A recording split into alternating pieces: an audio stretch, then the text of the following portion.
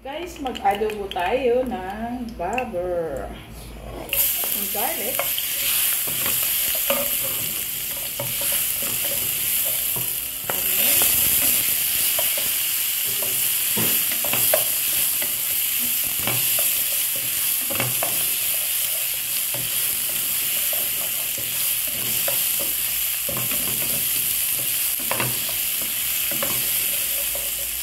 So, yung ating karne.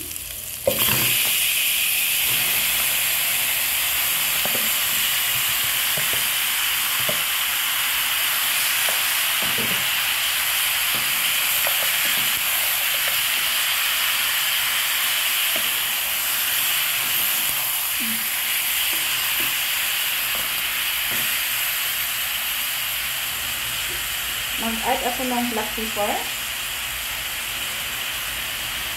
Mag-add ako ng cooking wine. Bay leaf. Oyster sauce. Oh, bango. So, kapag may ano guys, may wine, mabango. Chicken powder.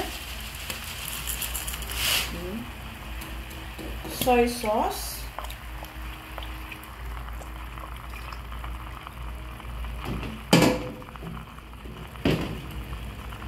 Then, suka.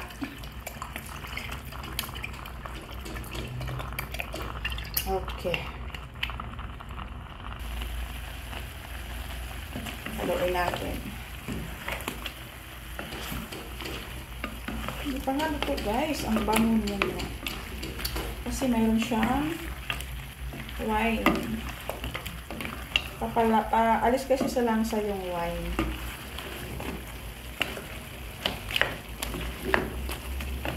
So, okay.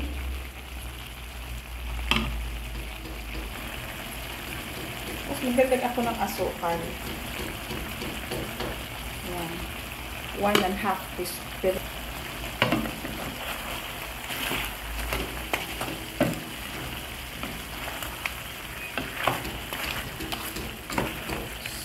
So, ang ano po guys, hindi ko muna siya lagyan ng, huwag muna natin siyang lagyan ng tubig. Hayaan muna natin siya na lalabas yung kanyang sariling juice. So, takpan natin. Tapos, sinaan natin yung apoy para lalabas yung kanyang sariling juice. Bago natin siya lagyan ng tubig. So, magdagdag ako guys ng salt. Ayun. Mag-reduce na rin yung kanyang sabaw. Oh, hindi ko na.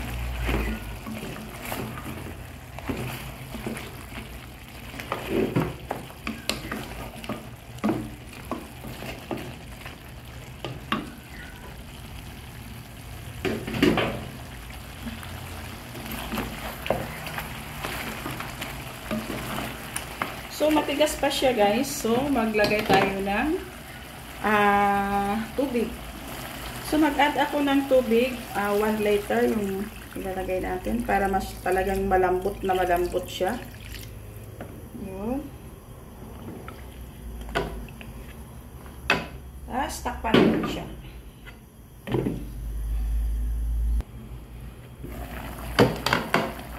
Then, mag-add ako ng sukiyaki mushroom.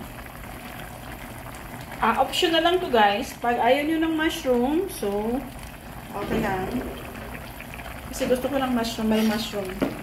Kaya, ayun, lagyan ko siya ng mushroom.